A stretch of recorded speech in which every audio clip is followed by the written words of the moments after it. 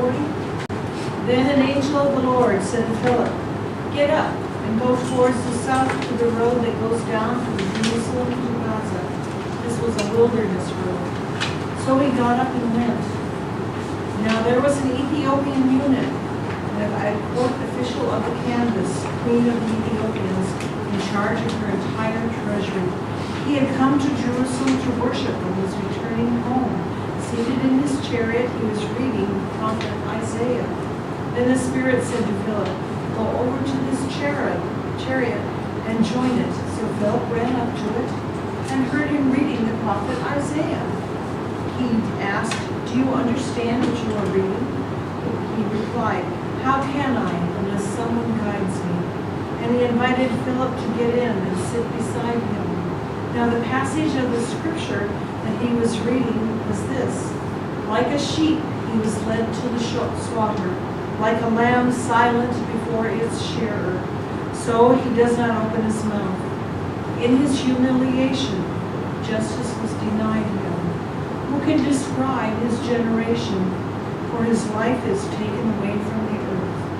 The eunuch said to Philip, "About whom, may I ask, does the prophet say this? About himself or someone else?"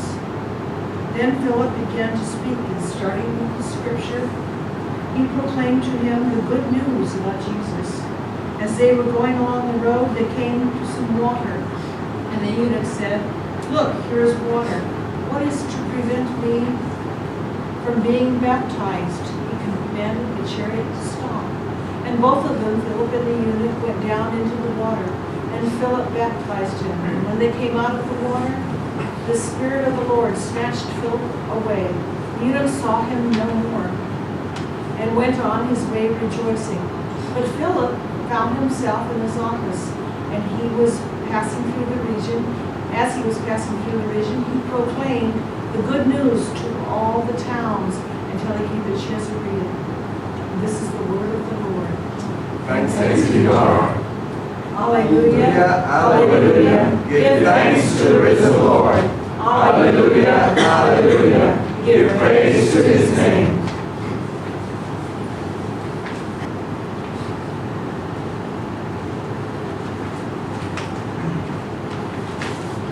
Second reading is taken from 1 John chapter 4, verses 7 through 11.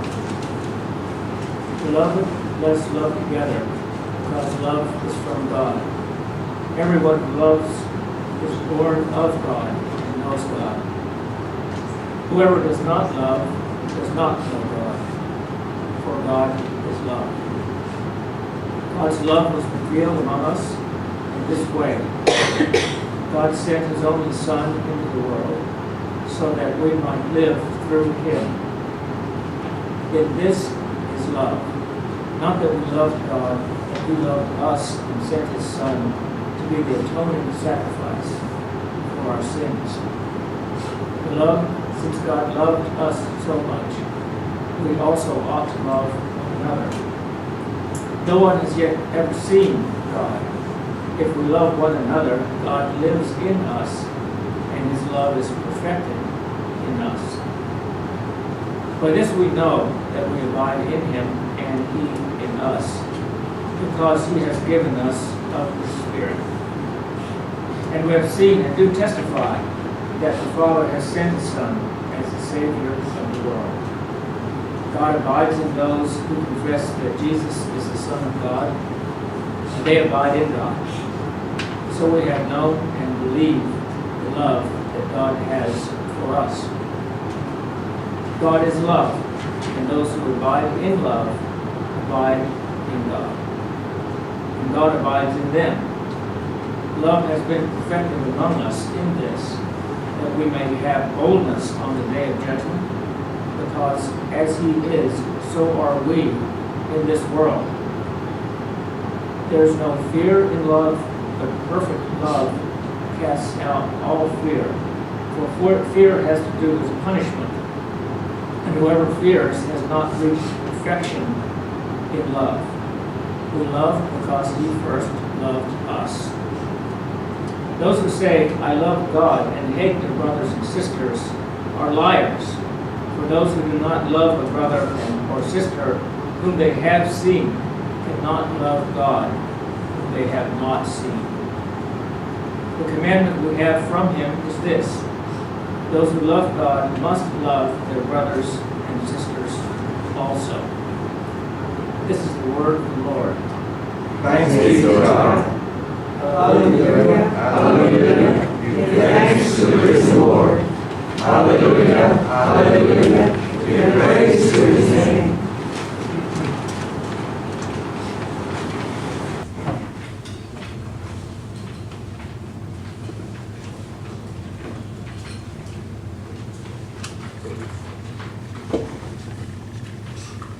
My sermon this morning will look at all our Bible readings, but really particularly concentrating on the first one, the story of the Ethiopian eunuch who was traveling or had traveled up to Jerusalem to worship God and then was returning back to his hometown or back to his home city in Ethiopia and reading as he traveled along, reading from the book of Isaiah.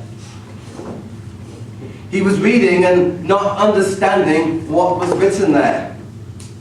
Perhaps not surprising, for as far as we know, he wasn't Jewish. He came from Ethiopia and he was reading something in a foreign language. Although, now that I think about it, almost certainly he would be reading the Greek translation, the Septuagint, because that was the language of the educated people. So he would be perhaps understanding the language, but still not understanding what does it mean.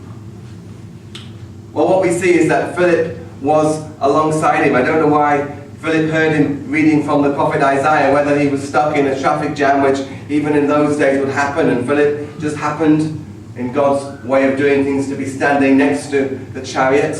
But Philip came to him and said, "Do you understand what you are reading?"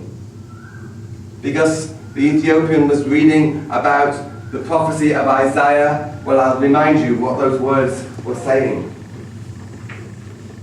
As he was going along, he was reading the prophecy that says, "Like a sheep was led to the slaughter, like a lamb was silent before its shearers, so he does not open his mouth. In his humiliation, justice was denied him. Who can describe his generation? For his life is taken from the earth." Now, maybe that spoke to the eunuch because one of the lines said, "Who can speak of his generation?" That word can mean descendants. That word can mean his posterity. And of course, as a eunuch, he wouldn't have any generation. He wouldn't have any descendants. And so maybe he could relate to the passage because of that. So he says to Philip, who is he talking about, the prophet? Is he talking about himself, or is he talking about somebody else? Well, actually, the scripture reading or the scripture record doesn't think it's important to give Philip's answer. Philip never answers and says who he's talking about, although we're quite clear from other parts in the scripture that Philip would have said he's talking about Jesus. He's talking about the Messiah who was to come and was to die for the people, who didn't himself have any children even, but through faith and through the glory and power of God's resurrection would bring many to faith and bring many to life. And so then the eunuch says to Philip, "What is to prevent me from being baptized?" He's obviously come to faith and he says, "Well, can't I be baptized now? Look, there's some water here. What is to prevent me from being baptized?" Now, I don't know what our answer would have been. Maybe we would have said, "Well, you haven't attended any baptismal preparation classes, so you can't be baptized now. How do we know you really understand what you're doing?"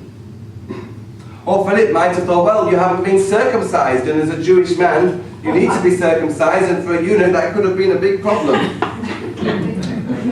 Or maybe Philip might have thought, "Well, in the Old Testament, there's a very clear ban on eunuchs entering the temple, being part of God's people. So maybe Philip would have said, "Well, I'm not sure I can baptize you." Maybe he wouldn't have said no, but maybe he would have said, "I think I have to go and do some more research before I can decide whether you're baptized." Or maybe he could have just thought, "Well, you're not Jewish, and really all the people I know who've been baptized so far are Jewish people." Well, that answer wasn't anything that Philip said. As we know, the eunuch was baptized, and Philip baptized him immediately upon his request. Now, a few of you will remember Matt and Noom, who used to come and worship with us, but not most of you will not, but a few of you will remember them. When we were worshipping at the house on the river, Matt and Noom came to me and said Noom, who's from a Buddhist background, would like to be baptized. Now, they weren't the most regular couple. They would come sometimes and then disappear for a couple of weeks and come again. They were quite unpredictable. And they had quite a lot of ups and downs and problems as well. And so I could have said to Noom, well, come to some preparation classes. We have to discuss this further. But she wanted to get baptized. And I know she had a faith in God. So, in much the way Philip said, we had the river running past the house. And the next week was the last Sunday in which we'd be worshipping there before we moved into this building. So I said, okay, we'll baptize you next week. And in that, we did the preparation. I put the liturgy into our order of service, into our bulletin. But it was an extra sheet, because I wasn't quite sure they would turn up, because they were like that. Something would happen the night before, and they wouldn't be with us in church on the Sunday. But they came, and we did the baptism, and down in the river, and it was a wonderful occasion, and they're not together now, and Noom is actually in Barcelona, but she's still in the Christian faith, and she's still attempting to follow Jesus. So I think it was the right decision. But we're often asked that question in different ways. Why may I not be baptized? Why can I not do this? Can I be part of who you are? And I think that applies to the communion, to the Eucharist as well.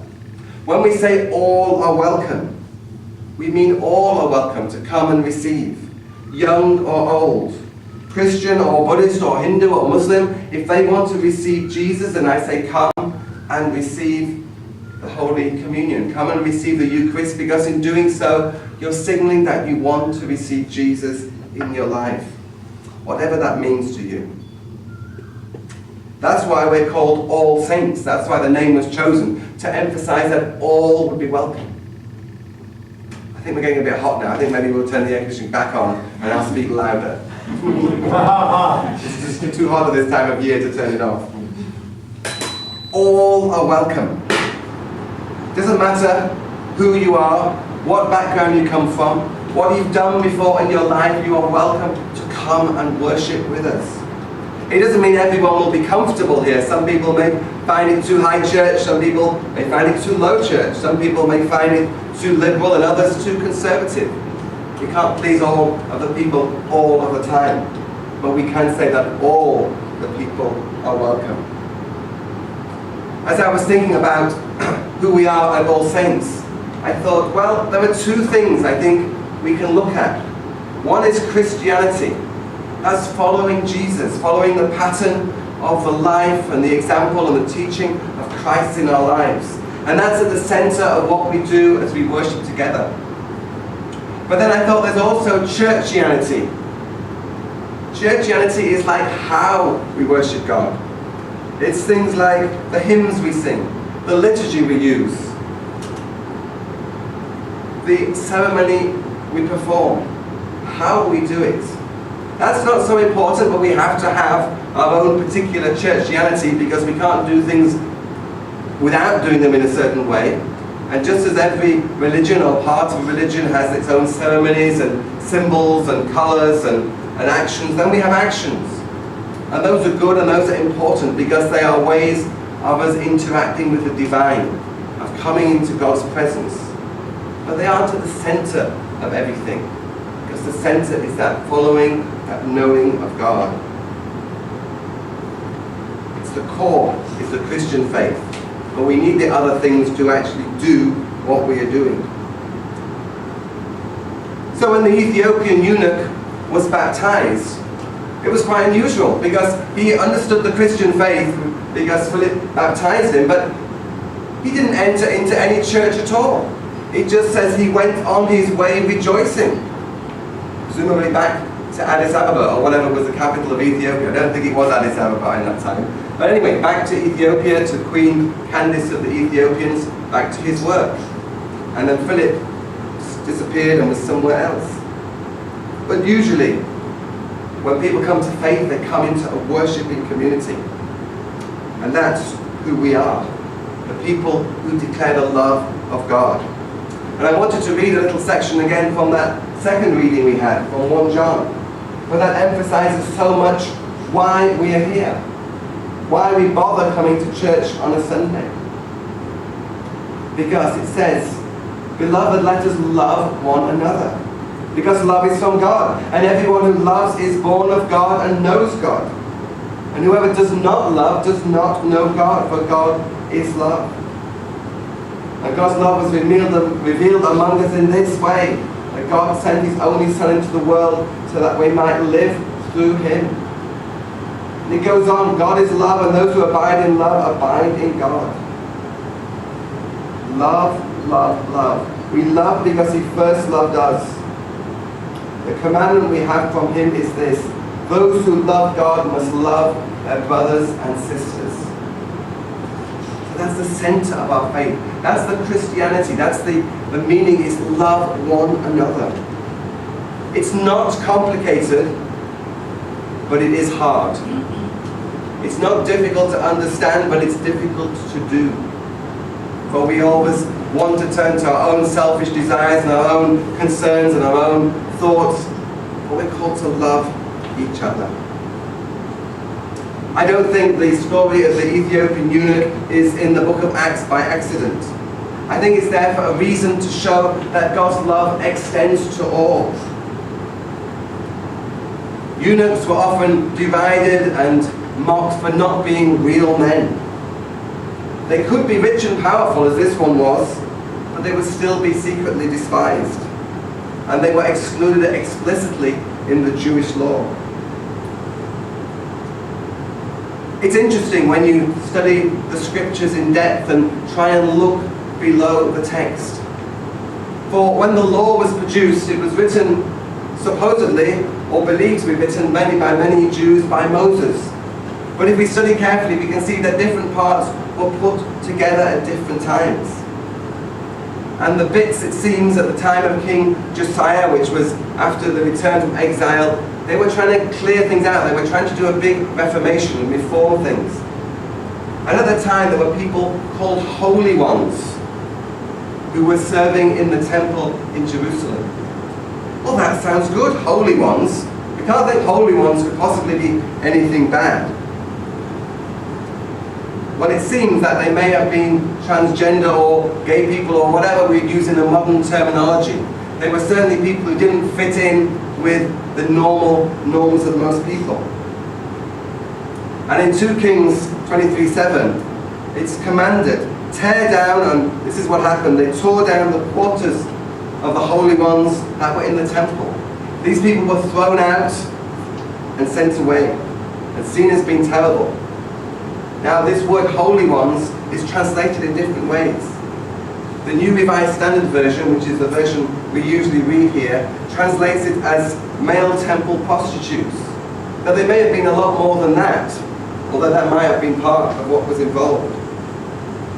The King James Version simply translates that word every time it comes as sodomites. It doesn't mince its words, it just puts that as the text. The word is kadesh, and the word for saints is kodesh. It's almost the same, it's one vowel different, and the vowels weren't added until between the 8th and the 11th century AD. So they were basically, they're almost the same words. We could almost joke that all saints could be called all sods if we just translated it very slightly differently. But it means all are welcome. Better translation might be for all saints, all the holy people. And even that could be misunderstood, because we tend to think of holy people as being holier than thou, and somehow people who are just self-righteous. But actually it means that people dedicated to God. And so that's who we are supposed to be, as all people who dedicate our lives to God as much as we can. Paul clung to many of the prejudices perhaps which came through from that teaching. But we should not do so, because we're called to welcome all people. And however we understand what happened in the scriptural passage, it seems that at some points people were much more welcoming to those who were on the edges of society, and at other times, when some of the scriptures were written down, it became a lot more conservative and a lot more rigorous in its treatment of people. Yet we can open up and welcome all, whatever their sexuality, whatever their gender expression, whatever their race, their religion, whatever their churchianity, the background that they come from. Because that's really the only thing we have to offer, is that God's love is for all. We're called to love one another, as we read in the passage in 1 John.